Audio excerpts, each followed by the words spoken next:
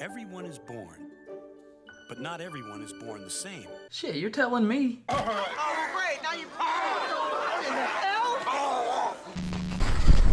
We open on the birth of a child, which should be a time to celebrate for any family, but for the Wormwoods, the event is just another hassle in their already erratic lives. Matilda is not a blessing to them, she's just another mouth to feed. Endangering her life from the minute they leave the hospital, Matilda remains calm and reserved throughout the whole ordeal, and even after her family forget about her and leave her in the car. God, it is so dangerous. Her brother was pouring sweat in there a minute ago.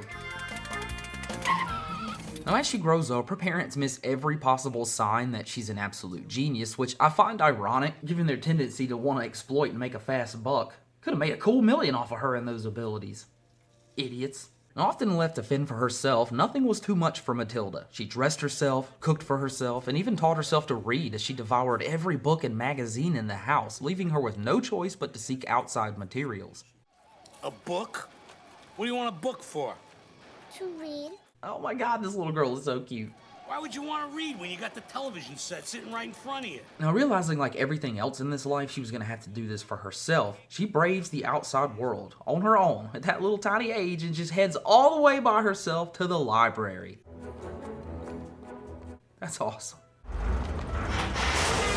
And dangerous. Now, quickly, it becomes her favorite place in the whole world, and a journey which she'd take nearly every day instead of staying cooped up in a house that didn't really feel like home. Now, after finishing every single children's book in the library, she began to wander around in search of other, more advanced reading material, and having caught the eye of the librarian, Miss Phelps, over the last couple of weeks, her mind is completely blown when she hears about library cards. And then you could take books home. You could take as many as you like. That would be wonderful. Now, as her thirst for knowledge grows, along with Matilda herself, it becomes evident to her that she's still missing something in her life, and she realizes what it is when she witnesses a bunch of children playing at recess on one of her many trips to the library. Now, as usual, though, her parents are ignorant of her every want and need, so much so, in fact, that they don't even know how old she is. You're 4. 6.5. If you were 6.5, you'd be in school already. That's bad. How old is Matilda? 4. Hell, her brother isn't any better with his constant bullying. Have another marshmallow, dip face. Dip face. I feel bad for her, though. Now, even as Matilda's intelligence smacks them in their face, in this case, as she adds together the total profit made of her father swindling cars, Can you repeat the last one? $10,265. instead of recognizing or praising her abilities, her family is only angered by her talents. You're a little cheat. You saw the paper. Now, in the process of punishing her, however, Mr. Wormwood has taught her her very first life lesson. When a person is bad, that person has to be taught a lesson. Even if it is due to his miswording. He meant to say, when a child is bad. Now, a little hijinks ensue with Matilda mucking around with some of the toiletries, causing her father to end up with bleached hair, which makes him wear a hat for now. And while leaving for the day, we witness 2 detectives spying on Mr. Wormwood from afar. 917. Oh my god, Paul Rubens is one of them? I totally forgot. I love that guy, and all it makes me want to do is get around to doing the Pee-wee movies. Well, apparently Mr. Wormwood is involved in some illegal part smuggling or something like that. It doesn't surprise me. Now, taking not only his son, but Matilda as well to work, he teaches his son his secrets to success, aiming for him to one day take over the business, and also in the process just showing Matilda how crappy of a person he really is. He reveals secret after secret of how he disguises clunkers as perfectly functional cars, for a short time at least. 2-directional drill. You run it backwards, the numbers go down. Which now makes me question, how has he managed to stay in business for this long? Like, wasn't word of mouth a thing back then? You didn't need social media and Google reviews to know a business was bad. You sell a few clunkers, you'd think word would get around, right?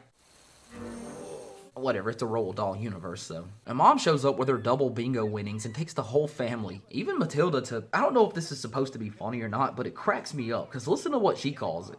Come on, everybody! I'm taking you all to Cafe the Ritz! It sounds all fancy, right? But then when they actually show the building... A fish joint. You found that comb in the bouillabaisse. Am I overthinking the joke here that the Wormwoods are just like so cheap that the mom genuinely thinks this is like a classy and upscale restaurant? Harry, take your hat off. I don't know, but I like the idea, damn it. Now, once inside, Mom gets upset that Harry is wearing his hat inside the fancy restaurant. Now, as we saw in the last scene, Matilda was up to the little shenanigans with the glue, so, as you expected, his hat is now glued to his head. I don't hate this scene, but it really is nothing more than an extended series of jokes about the hat being glued to his head. They cause a scene in the restaurant, and it's funny, so I don't know, I'm not complaining. It just feels like it takes up a little bit too much screen time. It goes on too long. I think I liked this a lot better when I was younger. And mainly because I know there's so many good scenes coming. You know what?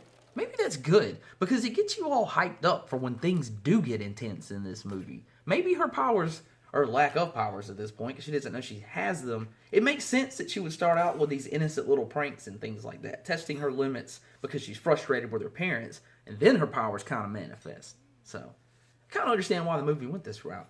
I literally just came to this realization as I was reading my bitchy complaints. It does end with a pretty cool gag at that, where in the big finale, a dessert is flipped into the air, and it lands like all perfectly on Matilda's plate with a little fork in it, and her brother, he gets his just desserts. Man, I feel like I'm on a roll with this review. Back at home, the Wormwoods are arguing with one another as Miss Wormwood cuts the hat off of Mr. Wormwood's head, laughing at him in the process. Feeling utterly humiliated, he gives his family a direct order, like he hasn't been doing that all along. From now on, this family does exactly what I say, exactly when I say it. Are you ready to get sticky with Mickey? What the hell, John Lovitz? I forgot all about him being in this. What's up with all these random cameos? Now, everything is returning to order, it seems. The family are all gathered around the television. Matilda's reading a book. This upsets Mr. Wormwood, who apparently now cares that she participates in the family time. And misunderstanding the context of the title, Moby Dick, he just trashes the book in front of her, calling it filth. This is filth. Trash. Here. That's not mine. It's a library book. Trash. Just throw me in the trash. Grabbing her by her head and forcing her to watch a television show called Sticky with Mickey. This scene is utterly brilliant. They cover you in honey or whatever, and you jump in a box of floating cash, which should be more than enough for you to get the game, but it's the dumbness of it through Matilda's eyes that I can relate to. Don't get me wrong, I like some trashy entertainment. Hell, I'll even watch a shitty reality show every now and again. I'm just saying, look at it through her eyes. This is the perfect scene, along with like her wonderful acting, to show the disdain and the frustration and the situation that she's found herself in. All of this is finally boiling up inside of her to the point of no return and becoming too much for her to hold in any longer. Yeah, she did that. I didn't do it. That's funny because A, she really did do it, and B, he would probably blame her for it anyway. You little twit. He thought she could see the paper earlier, so why the hell wouldn't he blame her for it, right? Now, understanding there is something deeper going on inside of her, we're left to wonder about Matilda's potential as we're next introduced to the best thing about this movie, the Trunchbull. Agatha Trunchbull, principal, Crunchem Hall Elementary School. Now, seeking to buy a new car for Mr. Wormwood, her standards are high and something I'm sure Mr. Wormwood is going to meet. Since you're an educator, I'm gonna make you a great deal. You had better.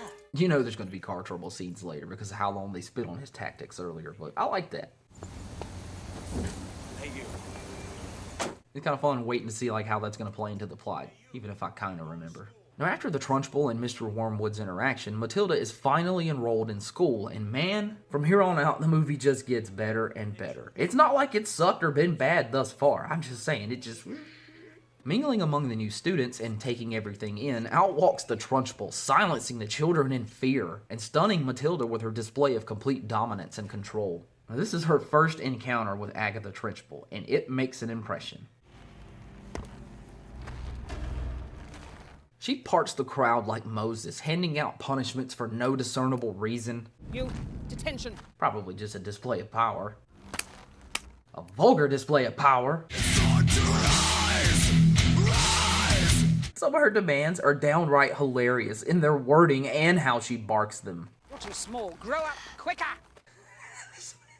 Seeking refuge from the torment, Matilda runs and hides in an opening near one of the walls, meeting another small girl named Lavender also hiding inside. And then Hortensia, who saves them both by warning them, don't be in there. The Trunchbull likes to snap her whip in there to see who's trying to hide. Stop again. Now, as the three become acquainted with each other, Hortensia begins to tell Matilda just how nasty the Trunchbull is. And she tells her a story about this kid yesterday who ate 2 M&Ms. 2 measly M&Ms in the Trunchbull's presence.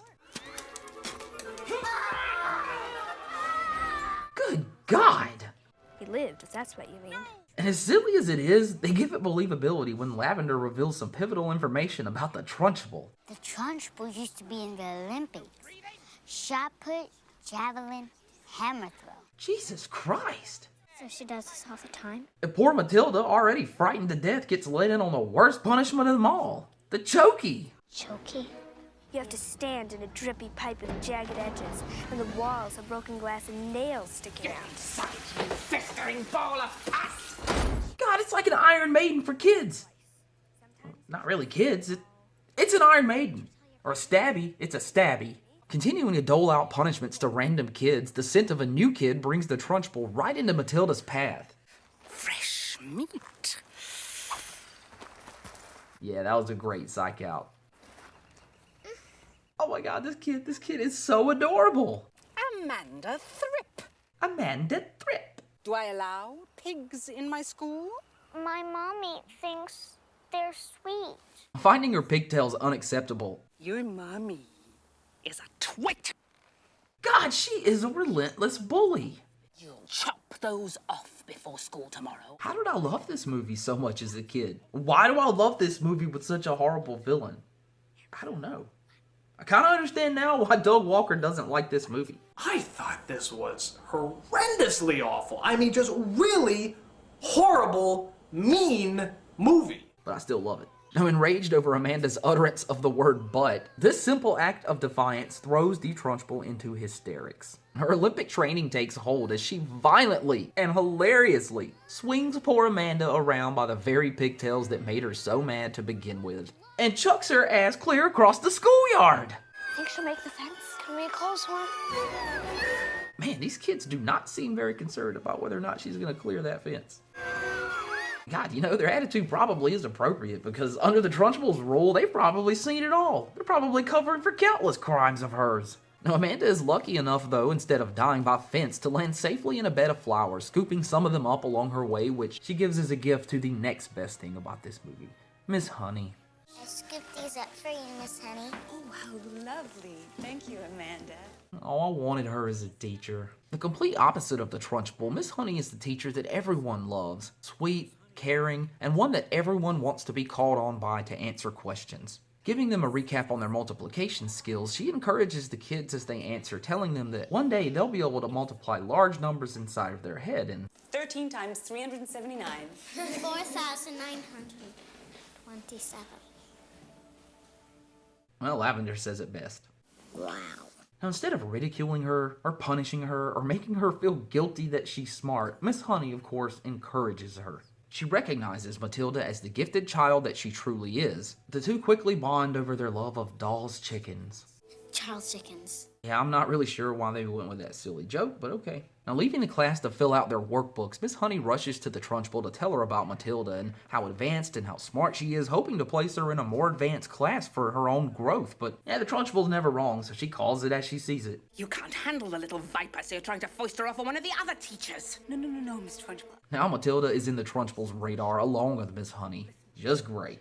Returning home from school, we find Mr. Wormwood is still under surveillance, and the detectives aren't even being discreet about it. Once inside, Matilda tries to tell her mother about her day, but as usual is ignored until later that night when Miss Honey herself shows up at their door, seeking to talk to her mom and dad. Now, trying much the same as with the Trunchbull, she wants to explain to them how gifted and how bright Matilda is, and how there's ample educational opportunities for someone like her, but she's just met with suspicion. Who you been talking to? And anger. Now, realizing she will not get through to them, she leaves a book behind for Matilda on her way out the door. The next day at school, the Trunchbull is holding an assembly, and yeah, you know what's coming, don't you?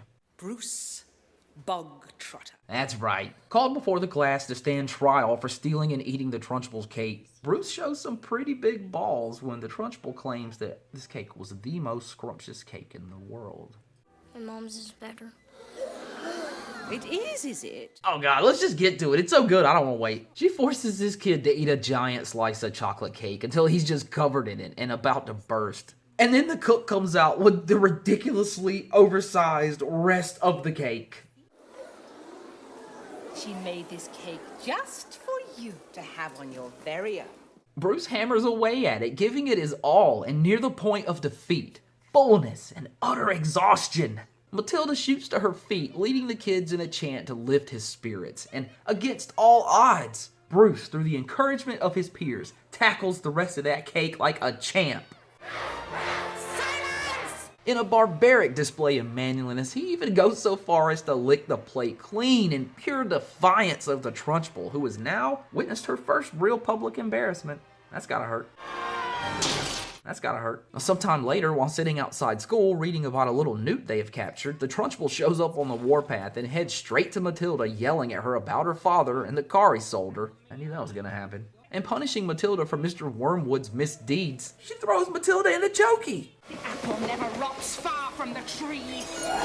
Now, Lavender tries to tell Miss Honey, but she's in a panic herself, knowing that the Trunchbull is about to come inspect the class and make sure it's up to her standards, so she silences poor Lavender as she keeps instructing the class on how to present things. Now, for some reason, Lavender gets a little wild streak in her, and she decides to dump the newt into the pitcher of water that's going to be presented to the Trunchbull. That's ballsy. Hurry, I hear her coming. As the Trunchbull comes in and begins to intimidate the class, Lavender manages to communicate to Miss Honey the whereabouts of Matilda, and she rushes off to save her and bring her back to class, which does not escape the Trunchbull's eye. This could be the most interesting thing you've ever done. Now, about to take a sip of the water, much to Lavender's delight. For whatever reason, poor Amanda, who hasn't suffered at the hands of the Trunchbull enough, it seems, yet again finds herself the target. Forced to stand up and spell before the class. God, that poor girl cannot catch a break. Mrs. L.T.Y. Why are all these women married? That joke is hilarious! Why are all these women married? Finally taking a drink of the water, she doesn't spot the newt hanging out in her glass, but the children certainly do, giggling uncontrollably at the circumstance, and when she finally figures it out, she is utterly horrified. It's a snake. It's a snake. And in Matilda's attempt to explain that it's not a snake, it's a newt, she simply becomes the person at fault in the Trunchbull's eyes. Suffering a pure onslaught of verbal abuse, it just fuels up something inside of her, much like with her parents. Pardon, when inside her is attempting to go inside. Focusing intently on the glass with the newt inside, her frustration keeps rising as she telepathically knocks the glass over, launching the poor newt onto Miss Trunchbull's clothes and sending her into a full-fledged panic. He ends up safe, thankfully.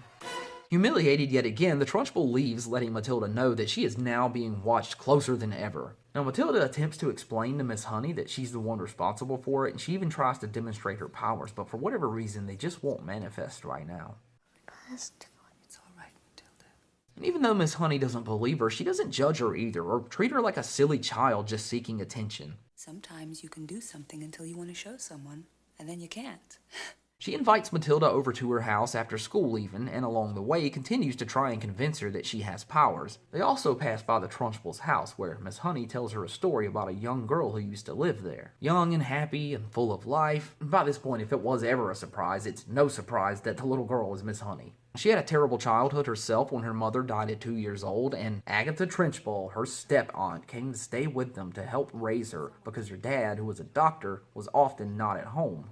Now, even worse, just 3 years later, he died as well, or probably was murdered by you-know-who, leaving Miss Honey, or Jen, all alone to be raised by the mean old Trunchbull. How the hell she turned out so wonderful after all of that is a mystery to me. Now, finally arriving at Miss Honey's cottage, Matilda, who is usually pretty smart, puts the pieces together finally. A young woman is you. A little slow today. I like how she gets real gushy around Miss Honey, which is kind of a cute character quirk, I suppose, because if you really imagine the contrast between her actual home life and that of when she's around Miss Honey, whom she clearly sees as the perfect mother, it's kind of adorable. Now inside, over tea, Miss Honey reveals to Matilda further details about her old life, namely that some old photographs and small treasures, and especially a doll of hers, are still trapped inside of the house that she had to leave behind. Now, in their curiosity, they both sneak around outside, almost getting caught by the Trunchbull. Now, witnessing her throw a bunch of Olympic equipment into her, what I thought was a broken car, a black cat crosses her path, and what she's really afraid of comes to light. She's afraid of a cat. Black cats. She's very superstitious. Oh yeah, now Matilda has a weapon. Nice. Let's go get your treasures. And a plan. Nice. Fearlessly heading inside, I love Miss Honey's worried response. Matilda! This movie genuinely makes me laugh and smile. I just love it. Now, once inside, Miss Honey is in shock at all the changes, much less seeing a place that you haven't been to in years, because we've all experienced that. Oh, so the car is still broken. Good, I guess. For continuity's sake. Now, discovering her father's box of chocolates, hopefully those are new chocolates and just the father's chocolate box? Either way, Matilda suggests the unthinkable. Have one. No, she'd notice. Now, eyeing what they really came for, Matilda bolts upstairs for Miss Honey's childhood doll just as the Trunchbull has arrived in the driveway, pushing that damn car all the way. And just as the two of them find the doll, the Trunchbull's voice comes booming out like a bullhorn from downstairs as she chews out Mr. Wormwood over the phone. But then she spots the top of the chocolate box, which is now askew. And not how she left it. Gosh, she's like a damn animal. Now, fearing for their lives, they both hide, and Miss Honey, realizing Matilda is about to be discovered, takes one for the team and causes a distraction. And still, Matilda manages to screw up her quiet escape. And man, shit just hits the fan at this point. The Trunchbull launches herself over the rails of her stair. Tally-ho! With a tally-ho. Tally-ho! Tally-ho. She's just about pulling her house down to the foundation with her pursuit, and cornering Matilda in the kitchen under the table, she causes Miss Honey to have to rescue her yet again, and puts herself in danger along the way when the Trunchbull catches her scent.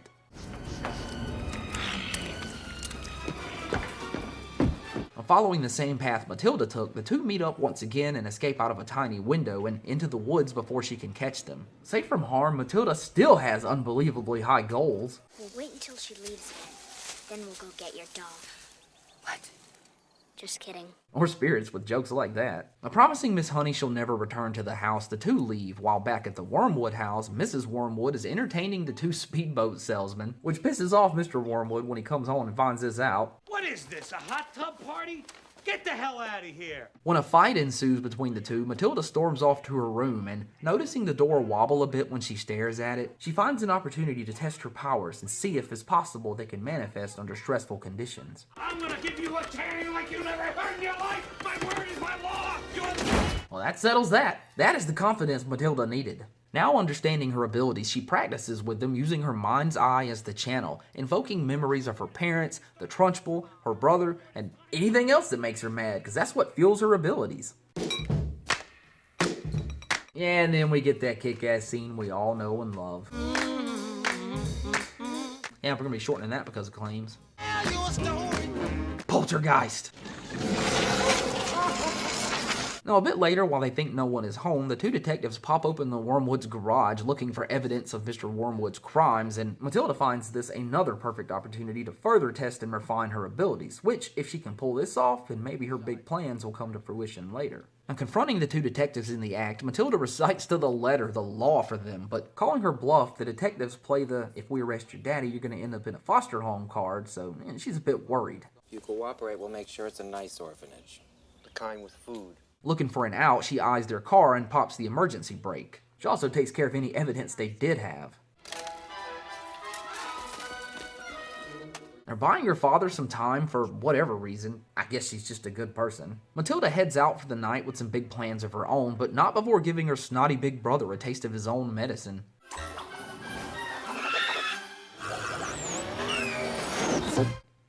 Now, heading straight to the Trunchbull's house, Matilda quickly scales the side of it and, once on the roof, rescues Miss Honey's doll, but in her escape, she doesn't realize that the ribbon that was tied in her hair gets tangled in the shrubbery.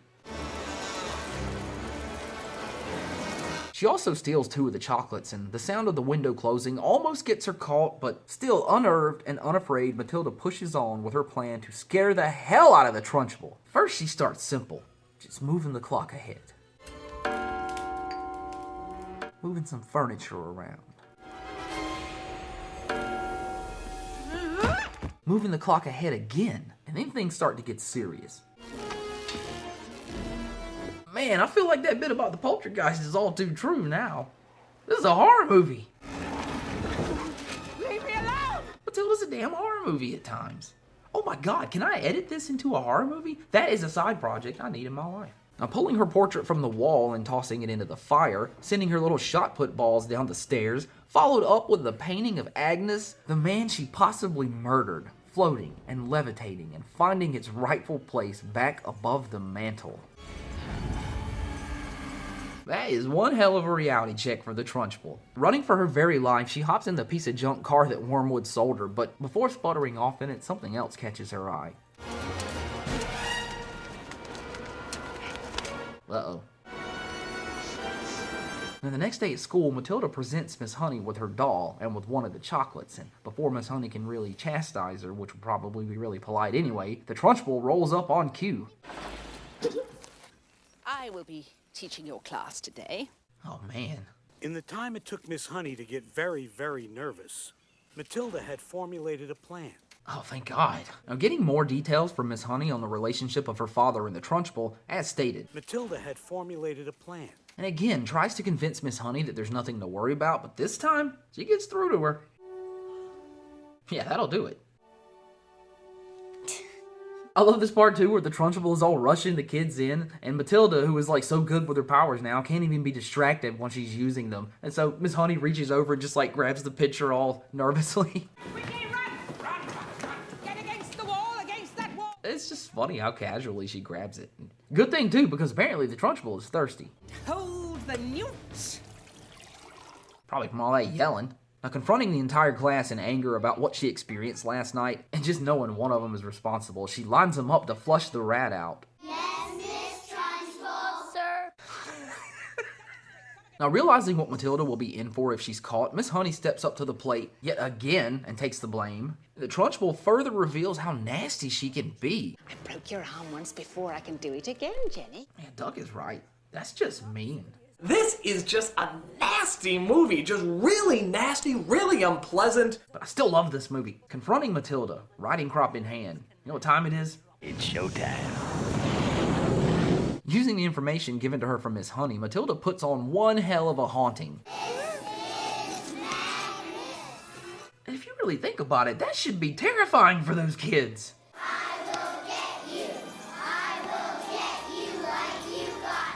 This is terrifying. It's a horror movie. Sometimes. Now, writing on the chalkboard a message to Agatha from Agnes, the shutters are rapidly opening and closing. Chalk dust and erasers are flying all around, disorienting the Trunchbull, until finally, defeated, she goes down. You know what? None of those kids would be scarred after all this anyway, right? They've all been in the chokey. What could they possibly be scared of? Okay, that. Oh my God, she is still going! God, she's like Michael Myers. She just keeps coming back. And giving them the same treatment as Amanda, she just launches this kid out the window like a javelin. But this time, with Matilda watching his back, she not only saves him, but turns around and launches him right back through the window as a weapon of her own. Alright, what else can we do? We're running out of ideas. Ooh, throw her onto a globe and spin it really fast. The kids will like that.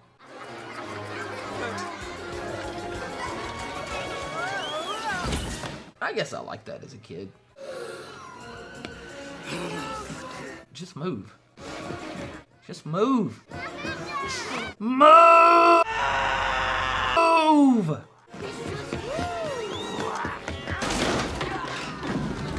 That has to be enough, right? She believes now, right? What a magical ending. Matilda saves Lavender, and all the kids come out throwing food at the Trunchbull all the way down the halls as she makes her escape. Out into the brightness of a new world for all she goes, into her piece of crap Wormwood Motors car, far as it will take her, to never be heard or seen again. And the Trunchbull was gone.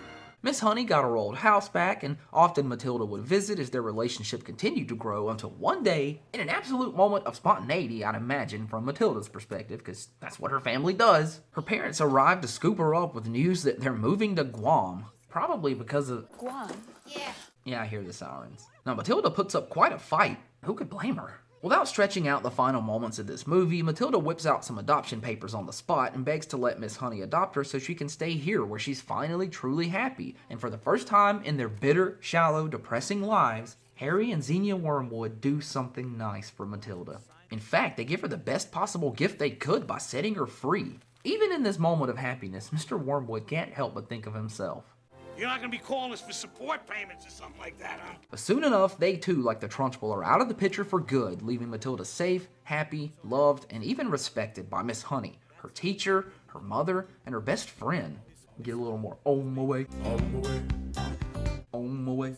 I would like to hold my little hand. I'm about to tear up over this. Miss Honey became the new headmaster of the school, which doubled in size due to the influx of new students. And we end on a montage of the two doing all sorts of fun things that Matilda could never have dreamed her real mother or father would have did with her, which is so great of an ending. You are so invested in Matilda by this point, it's overwhelmingly satisfying when she ends up with Miss Honey. And with that, and a bedtime story for the two, the always fun to watch Matilda comes to a close. You know, all throughout this, having Danny DeVito narrate it gave me so many ample opportunities to cycle jokes from It's Always Sunny into here, but I was like, no, this is a kid's movie. I'll treat it with just a little bit of respect, so I love this movie.